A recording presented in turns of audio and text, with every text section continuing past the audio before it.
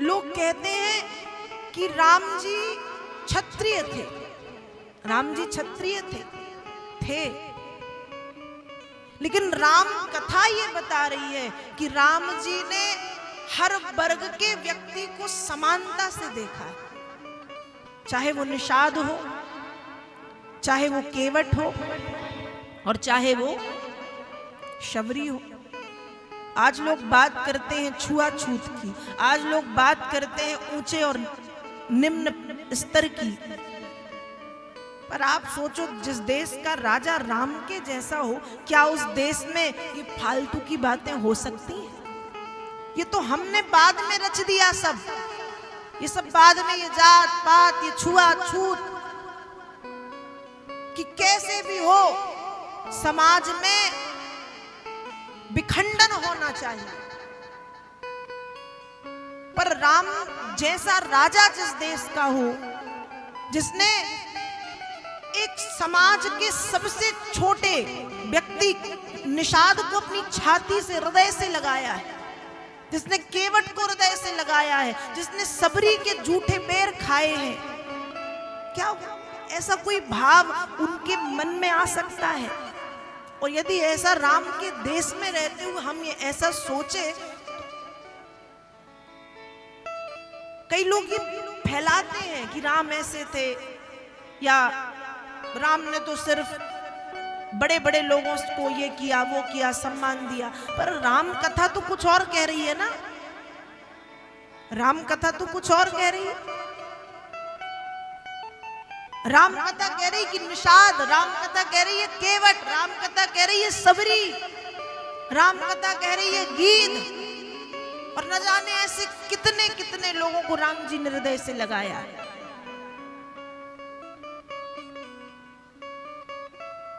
तो राम जी कहां पहुंचे हैं?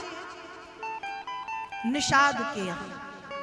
और जब राम जी निषाद के, निषाद का एक छोटा सा कबीला है, एक गांव है जहां निषाद, श्रृंगवेरपुर नाम का, जहां निषाद रहते हैं। और राम जी तो प्रवेश नहीं कर सकते, क्योंकि राम जी को ये माँ की आज्ञा है कि 14 वर्ष वन में, वन मतलब वन, किसी भी राज्य, किसी भी शहर, किसी भी गांव, किसी भी कबीले में तुमको प्रवेश नहीं करना। जंगल मतलब जंगल।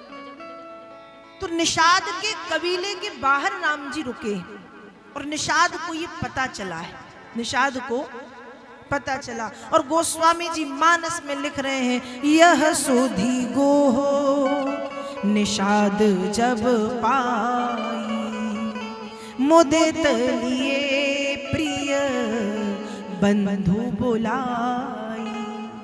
जब निषाद को ये बात पता चली कि राम जी आए हैं, तो अपने बंधु बांधवों को, अपने मित्रों को, अपने संगी साथियों को, बच्चों पत्नियों को, सबको लेकर के पूरे गांव के साथ निषाद राम जी का स्वागत करने के लिए गांव के बाहर आए। राम जी एक पेड़ के नीचे बैठे हैं। जैसे ही निषाद को देखा है, तो निषाद राम जी के बचपन के मित्र हैं। कब के मित्र हैं? गुरुकुल में पढ़े हैं।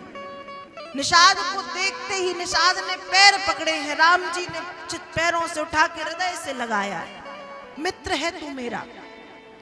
निषाद को हृदय से लगाया है। यहाँ निषाद राम जी के चरणों में बैठ के, सरकार हम जैसे छोटे लोगों को इतनी कृपा, इतना सम्मान, इतना प्रेम, प्रभु हम धन्य हो गए।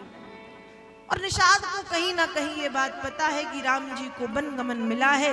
निषाद हाथ जोड़ के राम जी से निवेदन करते हैं कि प्रभु माना हमारा राज्य अयोध्या जितना बड़ा नहीं है, पर एक छोटा सा कबीला है जहाँ पे मैं, लोग मुझे स्वामी के रूप में देखते हैं, तो प्रभु वो कबीला आप ले लीजिए, अर्थात हमारे छोटे से गांव के स्वामी आप बन जाओ। जैसे भी होगा हम पूरे गांव के लोग आपकी सेवा करेंगे। राम जी मुस्कुराए और राम जी कहते, भैया तेरा प्रेम अद्भुत है, तेरा प्रेम, लेकिन मैं किसी भी नगर, किसी भी ग्राम, किसी भी कबीले के भीतर प्रवेश नहीं कर सकता। माँ ने आज्ञा दी है। तो निषाद ने कहा ठीक है सरकार, आप कबीले में मत रहिए, आप यहीं रहिए, हम यहीं आपके रहने की व्यवस्था करेंगे और यहीं से आप हम सबको आदेश दीजिएगा, पर यहां से जाइएगा मत। भगवान आप यहां से। राम जी ने कहा भैया आज तो मैं हूं, लेकिन जब मैं निकला ही हूं तो 14 वर्ष लंबा समय है, और 14 वर्ष में मैं न जाने कितने कितने तीर्थ क्षेत्र, कितने कितने ऋषि मुनियों का दर्शन कर लूंगा, और यदि ये अवसर मुझे माता पिता की कृपा से मिला है तो मुझे रोक मत, मुझे जाने दे। निषाद निशब्द हो गए कि प्रभु अब आप ऐसे चाहते हैं तो मैं क्या ही कहूं, और राम जी की बात स्वीकार की है।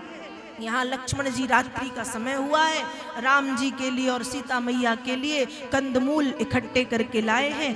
प्रेम से वो कंदमूल फल प्रभु ने पाए हैं। वहीं पर एक कुसा का बिछौना बिछाया लक्ष्मण जी ने, जहाँ जानकी जी और राम जी वृक्ष के नीचे विश्राम करने लगे। थोड़ा दूर लक्ष्मण जी घुटने टेक करके धनुष पर बाण लेकर के राम जी की सुरक्षा के लिए बैठ गए।